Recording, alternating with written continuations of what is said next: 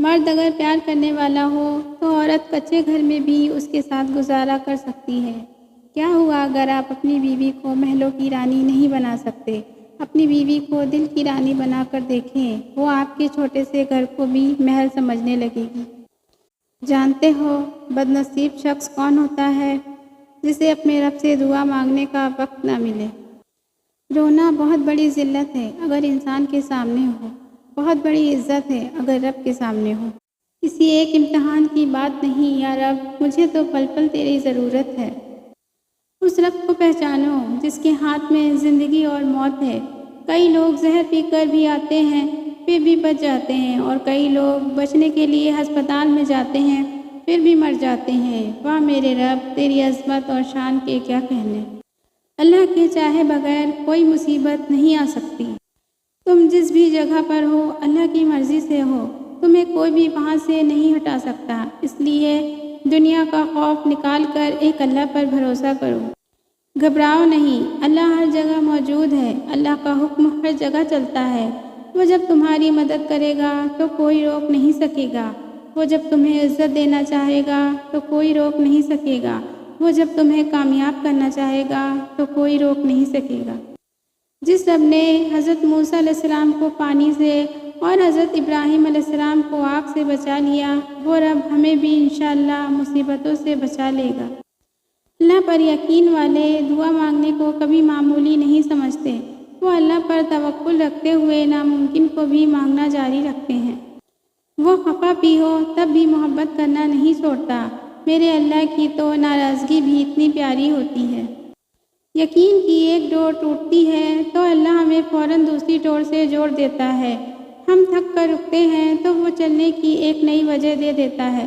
وہ ہمیشہ ہمارے ساتھ رہتا ہے، آزمائش کے ساتھ بھی اور آزمائش کے بعد بھی۔ یا رب تیرے بندے میرے سوا بہت ہیں، پر میرے رب تیرے سوا کوئی بھی نہیں۔ توبہ ماضی کو بدل دیتی ہے، جبکہ شکر حال کو اور صبر مستقبل کو۔ جب بلا ضرورت لمبی گفتگو کی جاتی ہے تو کئی راز کھل جاتے ہیں، غیبتیں اور چغلیاں ہو جاتی ہیں اور دل آزاریاں بھی ممکن ہیں۔ اس لیے بقدر ضرورت ہی بات کیجیے۔ نماز مت چھوڑنا کہ زندگی کی ساری بھلائیاں اور برکتیں اسی میں ہیں۔ اپنی نظر کی حفاظت کرنا کہ گناہوں کی ابتدا یہیں سے ہوتی ہے۔ جو دین کو برباد کر کے دنیا سنوارتے ہیں ان کا نہ تو دین رہتا ہے اور نہ ہی دنیا سنور پاتی ہے۔ کبھی کبھی اللہ ہمیں خود سے قریب کرنے کے لیے بھی کچھ بے قراریاں دے دیتے ہیں، کچھ خاص اداسیاں جنہیں اللہ سے کہہ کر ہی سکون ملتا ہے۔ اے اللہ میرے رزق کو اتنا کشادہ کر دے کہ میں تیری مخلوق کی مدد کر سکوں، اور میرا ہاتھ ہمیشہ دینے والا رکھنا، آمین۔ موت ایک کھلا راز ہے، کھلا اس لیے کہ ہر شخص جانتا ہے کہ موت بہرحال آنی ہے، اور راز اس لیے کہ کوئی نہیں جانتا کہ کب، کہاں اور کیسے۔ ایک لمبی سانس لیں اور پھر اس پر دل کی گہرائیوں سے اپنے رب کا شکر ادا کریں۔ اس وقت دنیا میں وینٹیلیٹر پر پڑے لاکھوں انسان اپنا پورا زور لگا کر بھی ایسا ایک سانس لینے کی طاقت بھی نہیں رکھتے۔ رسول اللہ صلی اللہ علیہ وسلم نے ارشاد فرمایا، جس نے بھوکے کو کھانا کھلایا یہاں تک کہ وہ سیر ہو گیا تو اللہ پاک اسے اپنے عرش کے سائے میں جگہ عطا فرمائے گا۔ اپنی نعمتوں کو ان لوگوں کے سامنے کبھی بھی ظاہر نہ کریں جو آپ سے حسد رکھتے ہیں۔ حسد اگر معمولی چیز ہوتی تو کبھی بھی سورہ فلق میں اس کے کرنے والے کے شر سے پناہ مانگنے کی ترغیب نہ ہوتی۔ کسی کا سکون چھین لینے کا کفارہ محض عبادت کر کے ادا نہیں کیا جا سکتا۔ اس قوم کی جہالت کیسے ختم ہوگی جو قوم اپنی اولاد کی تعلیم سے زیادہ اس کی شادی میں دولت خرچ کرنا فخر سمجھتی ہو۔ اگر تم محسوس کرو کہ تمہارا دل بے قرار اور سخت، جسم کمزور اور رزق کم ہو رہا ہے تو جان لو کہ تم کسی ایسے کام میں ملوث ہو جو تمہیں نہیں کرنا چاہیے۔ کسی گناہ کا عام ہو جانا اسے حلال نہیں کر دیتا، بلکہ عذاب الہی کا خطرہ مزید بڑھا دیتا ہے۔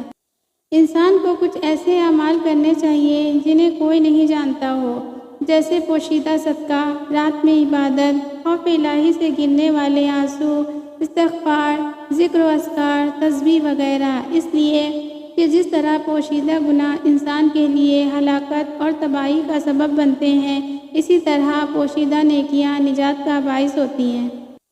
شیطان ہماری جان کا نہیں بلکہ ہمارے ایمان کا دشمن ہے۔ وہ ہماری دنیا نہیں بلکہ ہماری آخرت لینا چاہتا ہے۔ اندھیروں کی دنیا کو روشنی میں بدل دینے والا عمل درود پاک پڑھنا ہے۔ یہی وہ دوا ہے جو ویران دلوں کو آباد کرتی ہے۔ کسی نیک عمل کی توفیق مل جانا ہی قبولیت کی نشانی ہے۔ دنیا کی ہر چیز انسان کی خدمت کر رہی ہے۔ اگر کوئی انسان کو تکلیف دے رہا ہے تو وہ انسان ہی ہے۔ کپڑے انسان کے جسم کو ڈھانپتے ہیں اور گفتگو اس کی شخصیت کو۔ آپ کا باپ آپ کو کبھی نہیں بتائے گا کہ وہ آپ سے محبت کرتا ہے، لیکن مجھ پر یقین کریں کہ وہ اپنے آپ سے اتنی محبت نہیں کرتا ہے جتنی آپ سے کرتا ہے۔ اگر کسی انسان سے تعلق کاٹ چکے ہو تو اس کے متعلق اپنی زبان بھی کاٹ دو۔ برائی ڈھونڈنے کا شوق ہے تو آئینے کا استعمال کیجیے، دوربین کا نہیں۔ جس نے سکھ میں شکر ادا کیا اس نے دکھ میں رب کو بہت قریب پایا۔ صبر میں شکوہ نہیں ہوتا، صرف خاموشی ہوتی ہے، اور اس خاموشی کا شور صرف اللہ ہی سنتا ہے۔ درگزر کیا کریں، یہ روح کے لیے بہترین صدقہ ہے۔ دلیر اور بے خوف ہونے کے لیے باکردار ہونا ضروری ہے۔ اگر کوئی آپ کی نہایت احمقانہ بات پر چپ ہو جائے تو سمجھ جائیں کہ وہ آپ سے کردار میں بڑا ہے۔ اتنی کوشش ضرور کیا کریں کہ کوئی آپ کی وجہ سے رب کے سامنے نہ روئے۔ یاد رکھیں، کسی کو خوشی دینا صدقہ ہے، مگر کسی کو تکلیف دینا قرض ہے جو آپ کو ایک نہ ایک دن ضرور ملے گا کسی اور کے ہاتھوں۔ لوگ ہمیں لوگوں کے خلاف کر کے خود انہی لوگوں سے دوستیاں پال لیتے ہیں۔ تمہارے نفس کی تربیت کے لیے اتنا ہی کافی ہے کہ تم ان چیزوں سے دوری اختیار کرو جو تمہیں دوسروں میں بری لگتی ہیں۔ جس شخص کو اللہ کے ہر کام میں حکمت سمجھ آ جائے وہ زندگی میں کسی بھی واقعے سے رونما ہونے پر شکوہ نہیں کرتا، صرف تسلیم کرتا ہے۔ مصیبت کا مقابلہ صبر سے اور نعمتوں کی حفاظت شکر سے۔ دنیا کے تکبر سے انسان اتنا برباد نہیں ہوتا جتنا دین کے تکبر سے برباد ہوتا ہے۔ ایسے نیک نہ بنے کہ ہر بندہ گناہگار نظر آنے لگے۔ مصلحت کا معیار یہ ہے کہ آپ کے پاس کہنے کو بہت کچھ ہو، لیکن آپ ناسمجھوں کے سامنے خاموشی کو ترجیح دیں۔ کوئی غروب ہمیشہ کے لیے نہیں ہوتا اور کوئی طلوع بھی ہمیشہ کے لیے نہیں ہوتا۔ بہترین ہیں وہ لوگ جو زندگی کے عروج اور زوال میں اپنے رب کی رضا پر شکر گزار رہتے ہیں۔ ہر لڑائی جھگڑے اور انا کے مسئلوں کا آخری حل معافی ہی ہے۔ کر دو یا مانگ لو، معاف کر دو گے تو ذہنی سکون پاؤ گے، معافی مانگ لو گے تو بڑے بن جاؤ گے، کیونکہ مسئلے اور رنجش پالنے اور بڑھانے والے ہمیشہ ذہنی اور جسمانی اذیت کا شکار رہتے ہیں۔ جن سے تعلق رکھنا ہو ان سے بحث نہیں کی جاتی، اور جن سے تعلق نہ رکھنا ہو ان سے بحث کا کوئی فائدہ نہیں ہوتا۔ مت بھولو کہ جس کو تم نے گناہ کرتے دیکھا ہے اس کا گڑ گڑا کر معافی مانگنا نہیں دیکھا، اور ہو سکتا ہے کہ اس کی ندامت اللہ کو تمہارے دن رات کی تسبیح سے زیادہ عزیز ہو۔ کچھ لوگوں کو صرف معاف کیا جا سکتا ہے، پھر سے نہ ہی ان پر اعتبار کیا جا سکتا ہے اور نہ ہی دل صاف کیا جا سکتا ہے۔ کسی کی اصلیت کا سامنے آ جانا بھی اللہ تعالیٰ کی بہت بڑی نعمت ہے۔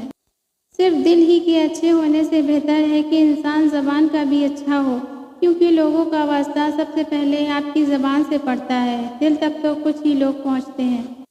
اگر آپ سوچ رہے ہیں کہ ہر چیز آپ کے ہاتھوں سے نکل رہی ہے اور حالات آپ کے موافق نہیں ہیں تو ایک دفعہ اس درخت کے بارے میں ضرور سوچنا جو ایک ایک کر کے اپنی تمام پتے کھو دیتا ہے لیکن پھر بھی کھڑا رہتا ہے اس امید پر کہ بہار کے دن آئیں گے۔ کسی کا برا چاہنے سے پہلے یہ بھی سوچ لیں کہ آپ بھی اسی دنیا میں رہتے ہیں اور مقافات عمل بھی ایک حقیقت ہے۔ کبھی کبھی راستوں کو نہیں بلکہ خود کو بدل لینا بہتر ہوتا ہے۔ لوگ رشتے تو چھوڑ دیتے ہیں مگر اپنی ضد نہیں۔ کچھ لوگوں کو پتہ ہی نہیں چلتا کہ ان کے کچھ فیصلے فاصلوں کا سبب بن جاتے ہیں۔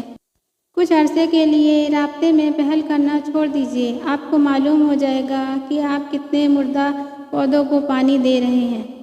گناہگار تو شاید مانگ لے معافی، حساب پارساؤں کا مشکل ہوگا۔ سیانے کہتے ہیں جس چھاؤں سے عزت نفس زخمی ہو اس سے دھوپ بہت بہتر ہے۔ رسول اللہ صلی اللہ علیہ وسلم نے ارشاد فرمایا، نیکی وہ ہے جس سے انسان کے روح میں سکون اور دل میں اطمینان پیدا ہو۔ سب سے خوبصورت عمل ہے ہر پل اللہ کا شکر ادا کرنا۔ خوش اخلاقی ایسا عطر ہے جسے جتنا زیادہ آپ دوسروں پر چھڑکیں گے اتنی ہی زیادہ خوشبو آپ کو اپنے اندر سے آئے گی۔ بھلائی کرتے رہیے بہتے پانی کی طرح، برائی خود ہی کنارے لگ جائے گی کچرے کی طرح۔ آپ کا طاقتور ہو کر کسی کا سہارا بن جانا ہی اصل قوت ہے۔ میں اکثر ہار جاتا ہوں کسی کی جیت کی خاطر، میرا اپنا طریقہ ہے کسی سے جیت جانے کا۔ وقت اگر آپ کو پر عطا کر دے تو ان ٹانگوں کو مت بھولیے گا جن پر آپ چلتے رہیں۔ ہتھوڑے کی آخری وار سے پتھر ٹوٹ جاتا ہے، لیکن اس کا یہ مطلب نہیں کہ پہلے وار بیکار تھے۔ حقیقت بس یہ ہے کہ کامیابی مسلسل کوششوں کا نتیجہ ہوتی ہے۔